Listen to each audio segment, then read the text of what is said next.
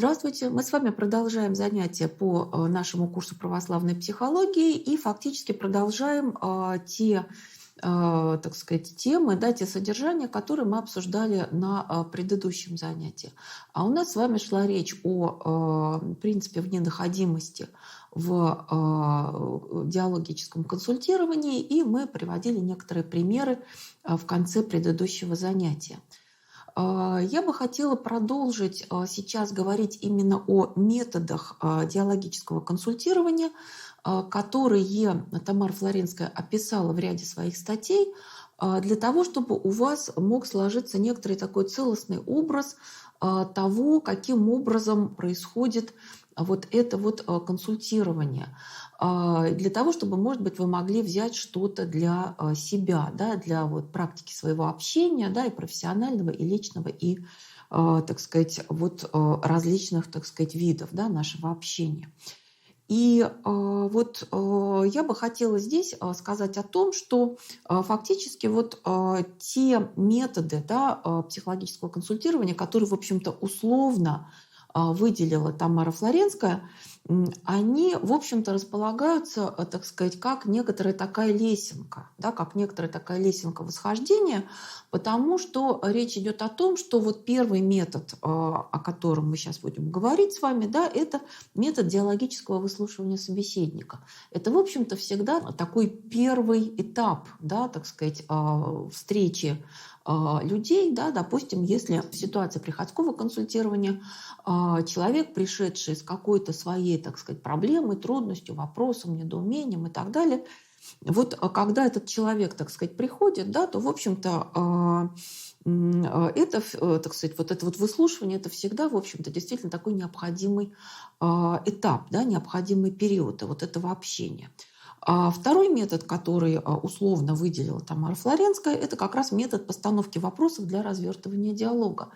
Назначение, да, вот этого метода, да, его смысл, он заключается в том, чтобы действительно помогать человеку путем постановки, так сказать, некоторых вопросов, помочь человеку лучше понять, в каком состоянии он находится, в чем основная проблема его, в чем корень этой проблемы. И вот как раз на предыдущем занятии мы разбирали пример с вот некой, так сказать, женщиной, да, которую, так сказать, условно назвали Эль, да, и которая как раз вот спрашивала, так сказать, и просила помочь ей, да, в ситуации затруднения, да, связанного с вот тем, что у нее возникла, значит, такая вот страстная увлеченность, да, она изменила своему мужу, и, соответственно, вот мы с вами приводили пример работы, да, принципа вненаходимости вот в ситуации, когда фактически консультант применял вот этот метод, да, метод постановки вопросов для развертывания диалога.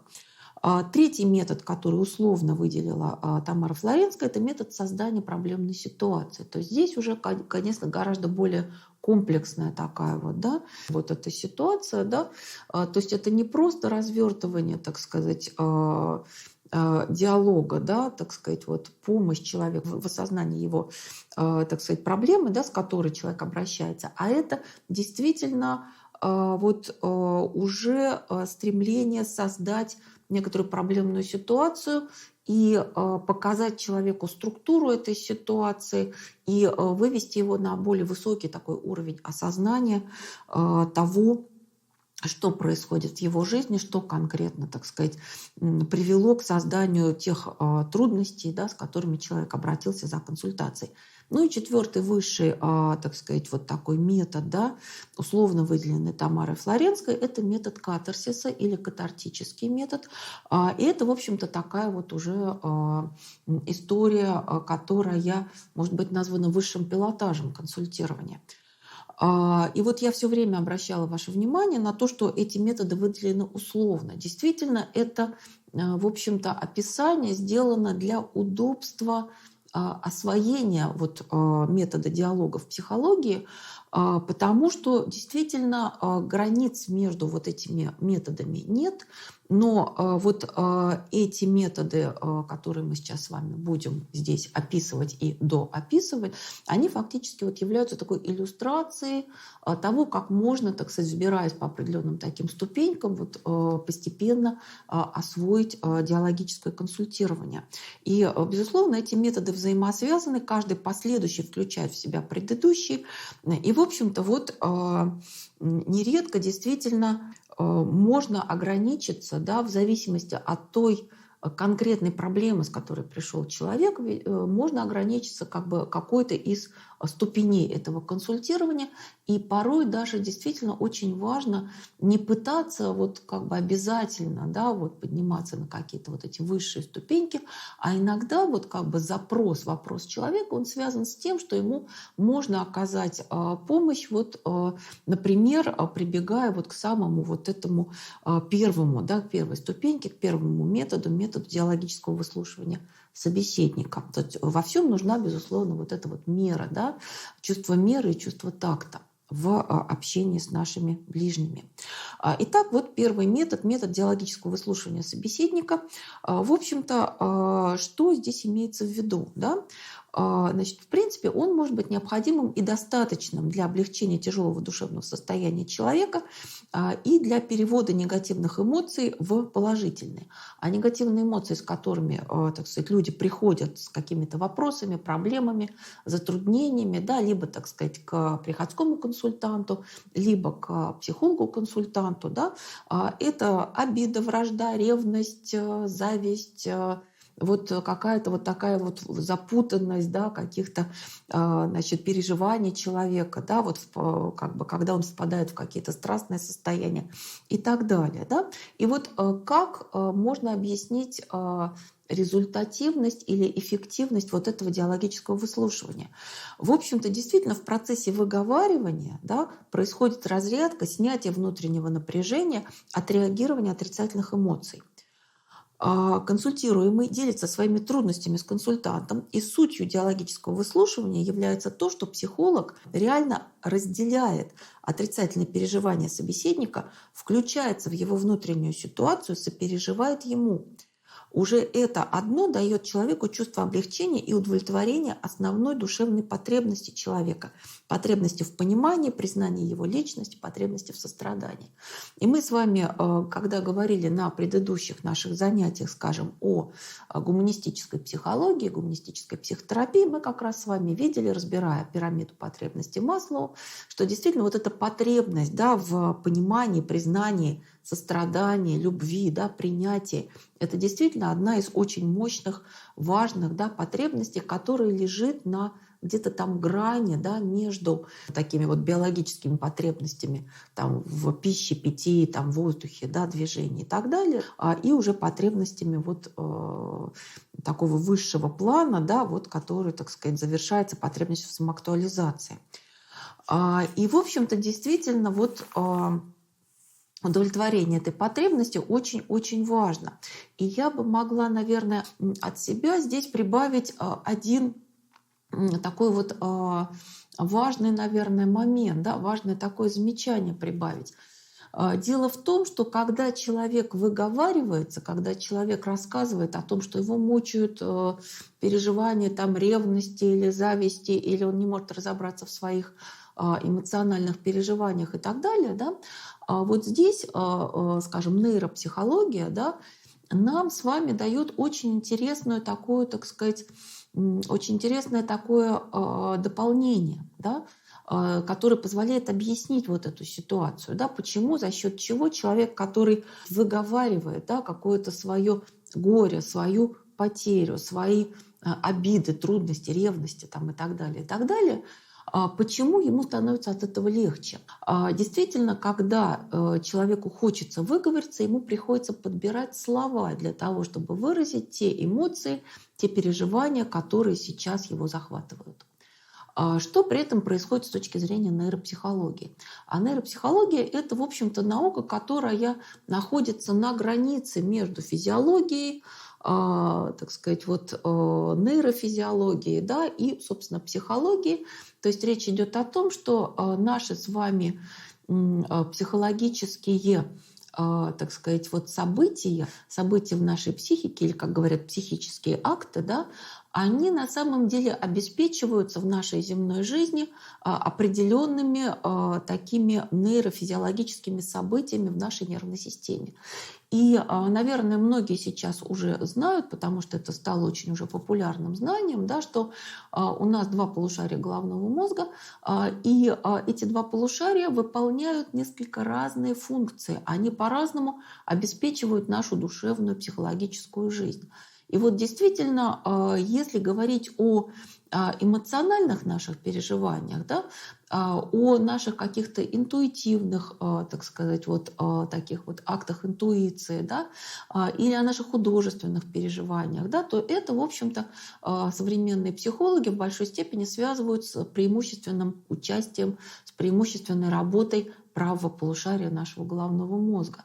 Если же говорить о рациональных наших каких-то процессах, да, каком-то обозначении чего-то при помощи понятия, о умозаключениях, если мы говорим, да, о каком-то вот таком вот рациональном дискурсе, да, как сейчас любят выражаться, то это, в общем-то, прежде всего, конечно, связано с активностью и доминированием левого полушария. Да? То есть вот эти функции преимущественно обеспечивают эти механизмы работы левого полушария. И вот когда человек действительно подбирает вот эти слова для того, чтобы обозначить свое эмоциональное состояние, он вовлекает вот эти вот левополушарные механизмы. Но при этом оказывается, да, что вот нейропсихология еще обнаружила, что эти два полушария, помимо того, что они как бы по-разному перерабатывают информацию, которая поступает из внешнего мира и из нашего внутреннего мира, да, они еще и как бы имеют тенденцию к разной эмоциональной окраске сами по себе. В частности, я позволю себе провести некоторые эксперименты, которые очень хорошо это иллюстрируют.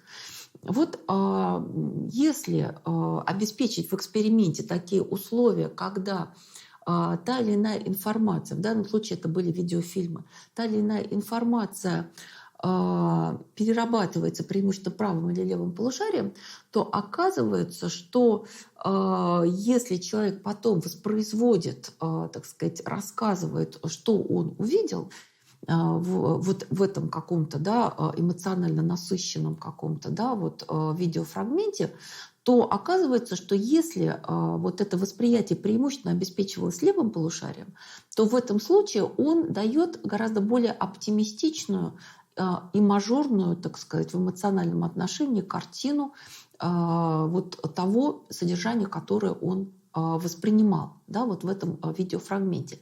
Если же то же самое содержание перерабатывалось таким образом, так сказать, в эксперименте были обеспечены условия, перерабатывалось преимущественно правым полушарием, то оказывается, что в рассказе человека о том, что он видел, преимущественно будут присутствовать такие негативные эмоциональные переживания. Там это будет все окрашено какими-то тонами грусти, печали, пессимизма и так далее, и так далее. И оказывается действительно, что у нас это левое полушарие как бы более оптимистичное, более светлое, более радостное, а правое более такое грустное, более печальное, более такое как бы затененное, затемненное. И действительно, когда человек вовлекает эти левополушарные процессы для того, чтобы выразить те эмоциональные переживания, которые сейчас у него имеются, он действительно поневоле как бы включает эти левополушарные функции и вместе с ними какие-то такие позитивные эмоциональные процессы, которые связаны с этим левым полушарием. То есть здесь, конечно, очень важно и то, что человек выговаривается, и то, что он удовлетворяет эту потребность в принятии, да, принадлежности, любви, уважении, да, почитании, да, и таком сопереживании, да, и с другой стороны он действительно при этом и включает такой очень мощный нейропсихологический механизм.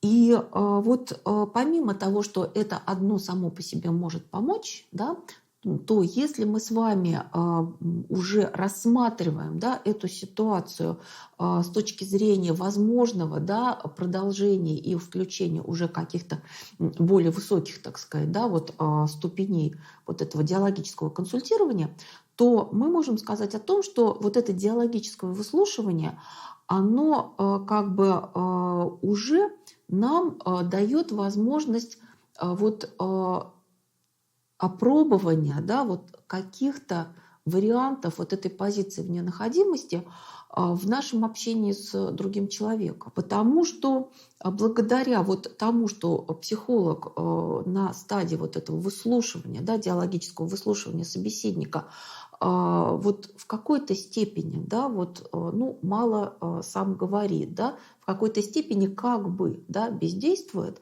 он может, имеет возможность, да, всматриваться, вслушиваться в проявление духовного «я» собеседника и уже может даже начинать вступать с ним в какое-то общение, да, уже как-то приноравливаться к тому, как вообще-то вот у этого человека, да, так сказать, говорит вот это духовное «я», каким образом он, этот человек, с этим своим духовным «я» взаимодействует. И уже, так сказать, надо иметь в виду, да, что есть такое понятие, и Тамара Флоренская про это говорила, да, и писала, что есть такое понятие, как невербальный диалог.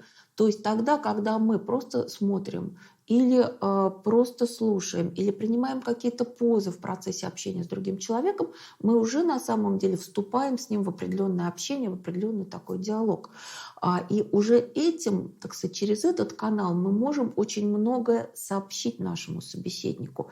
И вот я думаю, что я здесь повторю уже такое очень широко известное как бы знание, да, что действительно мы получаем при разговоре, при общении большую часть информации, да, не столько из слов, из смысла слов, которые сказаны нашим собеседником, да, сколько из всего того, что окружает эти слова, как то темп речи, громкость речи, интонации, какие-то вот, так сказать, такие, так сказать, околословесные или паралингвистические, как бы такие угуканья там и так далее, да, через взгляды, да, через жесты, через расстояние, так сказать, на котором мы находимся от собеседника и так далее. Зачастую человек мало осознает, что он получил через этот невербальный канал, но тем не менее вот этот канал, он действительно очень мощный, да, и здесь вот действительно вот на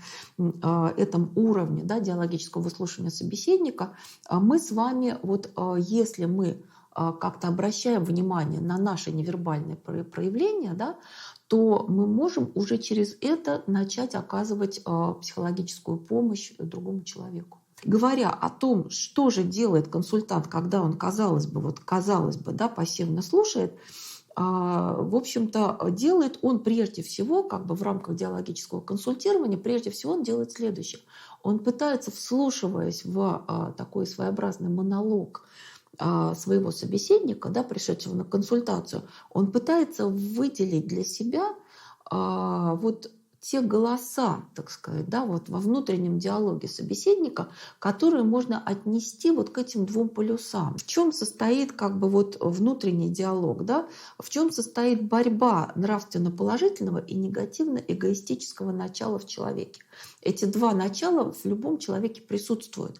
И когда вот имеет место вот это вот диалогическое выслушивание собеседника, вот это очень важный такой, да, момент в работе диалогического консультанта. То есть вот как бы понять, уловить из потока речи нашего собеседника, в чем заключается вот эта нравственная коллизия у данного человека, и, следовательно, каким образом дальше мы можем строить общение с этим человеком.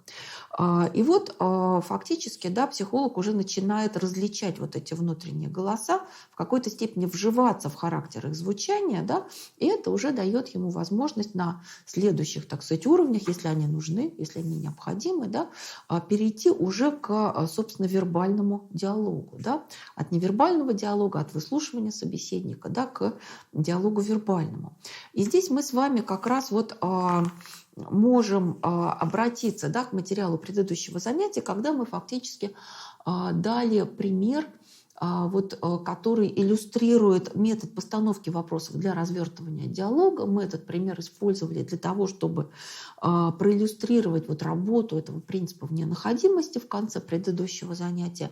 И давайте уже сейчас иллюстрировать третий, так сказать, метод, который получил название метода создания проблемной ситуации.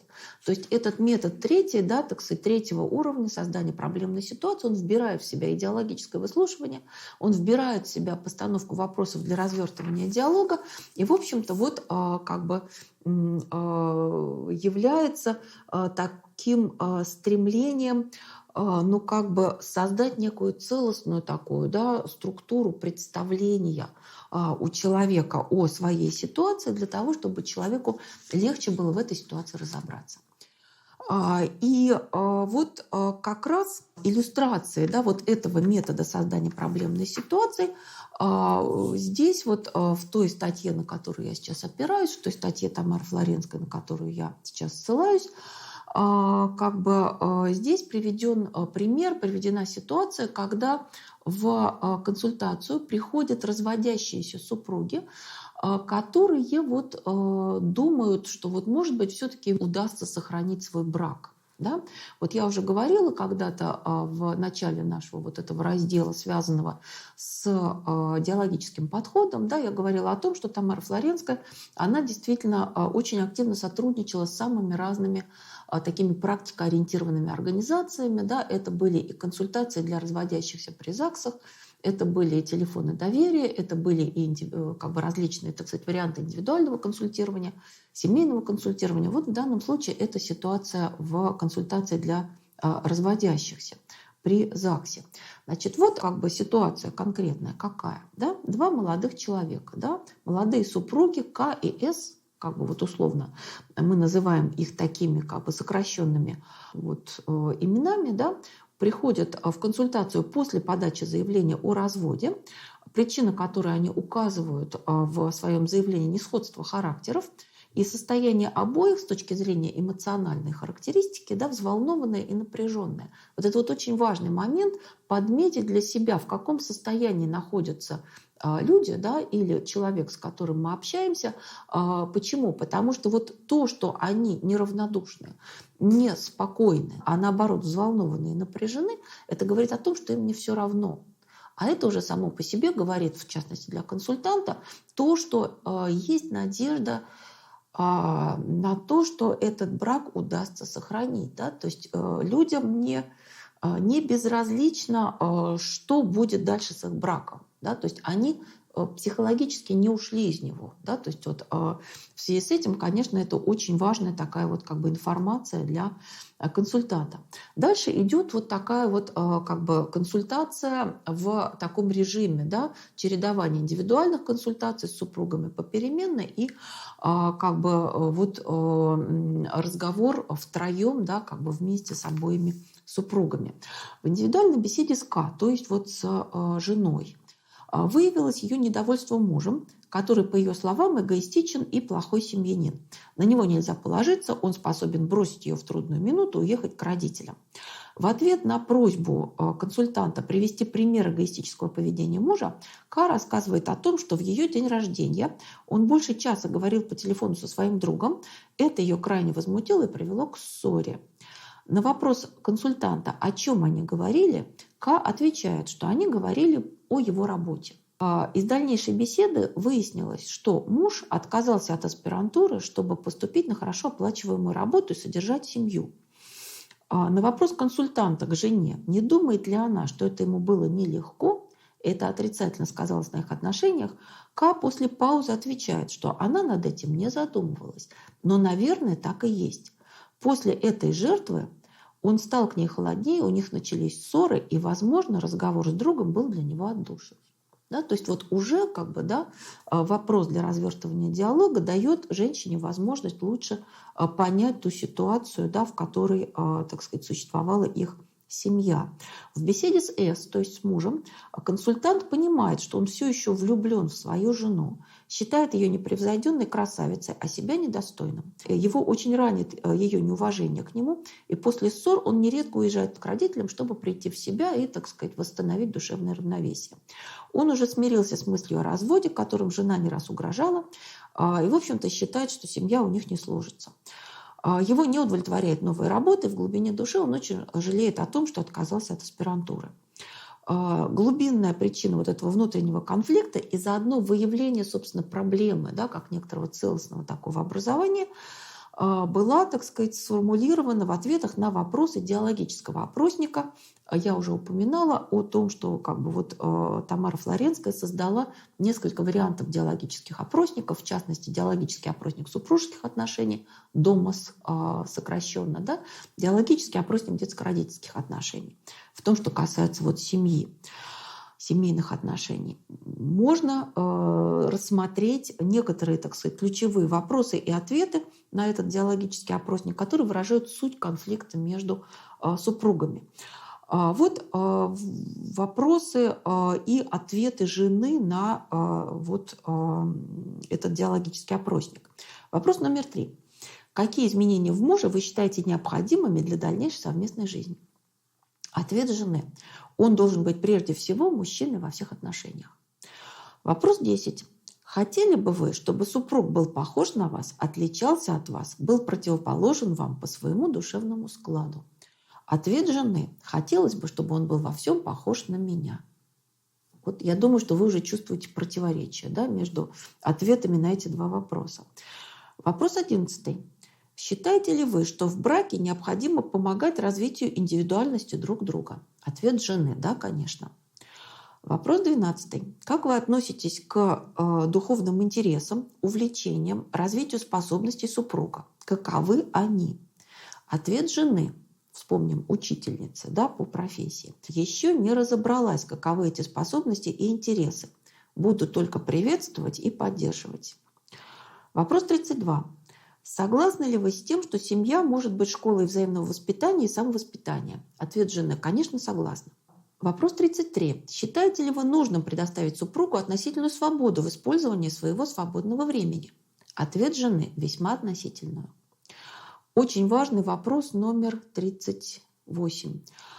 Если у вас разные взгляды по каким-либо вопросам, настаиваете ли вы на правоте именно своего взгляда или предоставляете супругу возможность и право думать по-своему?